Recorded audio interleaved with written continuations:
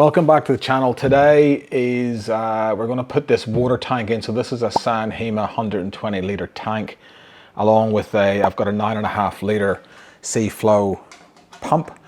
The fillers, the brackets, the hoses, all food grade. Want to put fresh water in here for going up to the Cape. 120 litres should last me and my own heaps, maybe a week, maybe 2 weeks.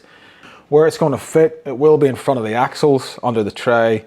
So keep the weight down low and forward. Still gives me enough room to put a trundle drawer in behind it, which will come in the future.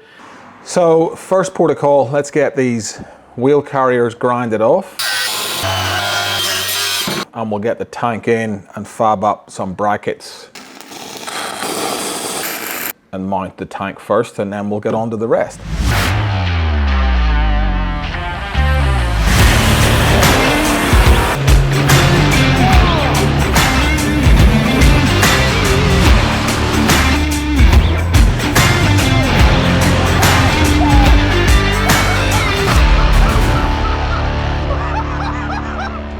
Just ducked up to the shed. I'm gonna make these brackets. So what I'm thinking is something, this needs to be whatever width it has to be, but I'll make a bracket the water tank can sit in there. I'm just gonna weld these up, and then we'll U-bolt these onto the frame, onto the tray. So there'll be 2 of these, and then we'll drill holes in here to bolt these into the water tank, set it up in Robert's your cousin's father, hopefully.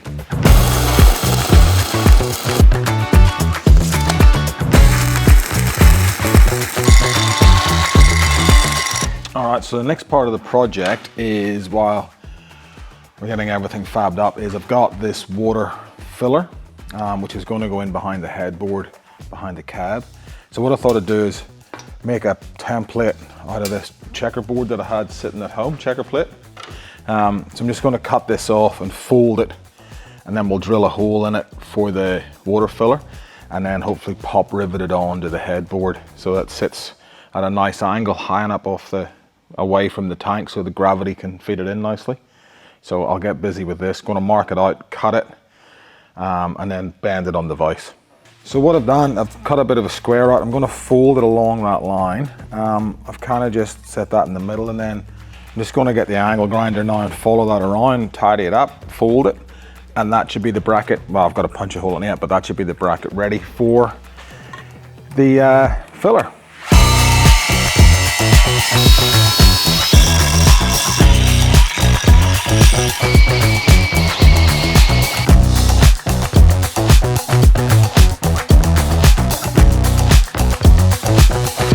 All right, so quick update. I've marked out all the holes for where it attaches onto the water tank. So I'm just going to put a pilot hole through each one, a little bit of cutting compound, and then follow it up with the bigger drill bit, and then we can attach it finally to the car.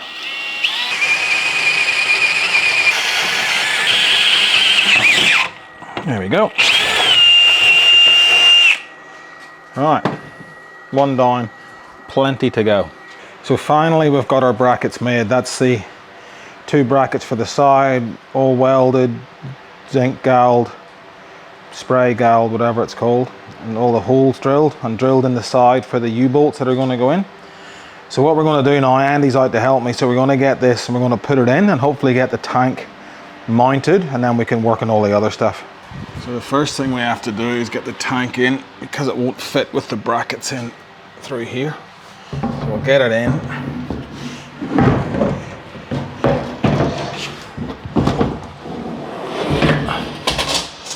And put it down into place, and then we'll try and put these brackets on the side.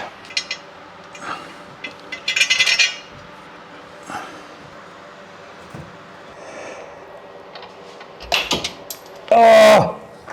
Need longer bolts. So we go to Bunnings. So a little bit of an update. This has been an absolute mission. Just finished bolting the new brackets that we made onto the tank. We had to do it, as you saw us put it in, that we had to do it under the car because it wouldn't fit otherwise. So that's all in. I'll show you. So what we have to do now is we'll just line it up. These U-bolts are going to go over this rail into these.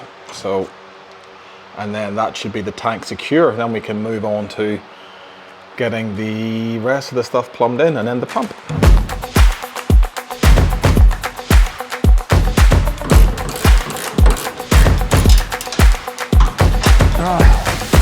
That is rock solid. Okay, lucky last coming up. With that piece of checker plate earlier, once I bent it, I kind of sanded it back, and I had a can of Landcruiser, was it Duplicolor from Dulux, I think. And it's kind of, well, it's supposed to be Landcruiser white, so it's supposed to be quite close. So I hit it with a couple of coats of that, and now I'm just going to drill it into this, and then we'll fit the filler tank cap. Geez, that was a whole way of saying I've painted this and now I'm going to put the cap on it. So I think the first thing to do is to put this hose on up here and screw it in, and then work out how we're going to route it through. The stopper, and these are for the water sensors, which are coming next week, so I'll just have to put a bit of tape over them in the meantime. But we'll get the breather, the inlet, and this is just going to be, I'm just going to put a stop cap on this one.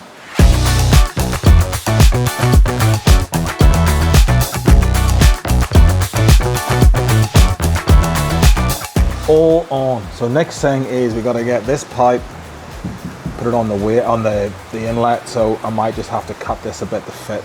All right, we're towards the end of this project. I've got all the plumbing done. I've put the inlet hoses are all in. The outlet hose I've got in here coming over the top of the toolbox. I've decided I'm going to mount the pump inside this toolbox because it's going to be somewhat waterproof in there, and there's a compressor in there already which has got a 12 volt supply, so don't have to run anything else. It'll be nice and neat. If some water does get into this toolbox, I'm not super worried because the compressor's somewhat waterproof as well. So look, I'm pretty happy that I'll seal it up as well as I can, but it is what it is. It's going to protect it a lot better than it being just under the tray. So I'll mount the pump, and I'll punch out through the back the hose that will be ultimately the tap that comes out of it, and that'll be that. I can't fill it up yet because I've still got holes in the other side of the tank waiting for the red arc water sensors to arrive, so hopefully they'll be here this week. I can punch them in and fill the tank up and test it. So when it's all done and I've got those sensors in, I'll come back and show you what we've done.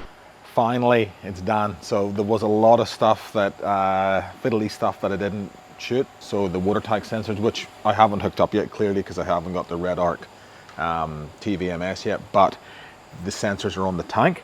What I've ended up doing is putting the pump, as we said, it's up in here.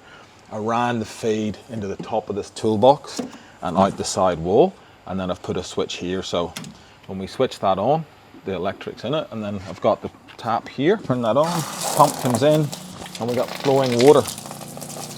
Not bad pressure really. With this pump, it senses when the water's turned off, so even though the switch is still on, the pump is off, so I can leave it on during the day and just use that, but then when I want to make sure it's off. So that is the 120 litre pump installed underneath the tray. That's going to be really good for the Cape. So thanks again for watching. Please do remember to subscribe, and we'll see you in the next one.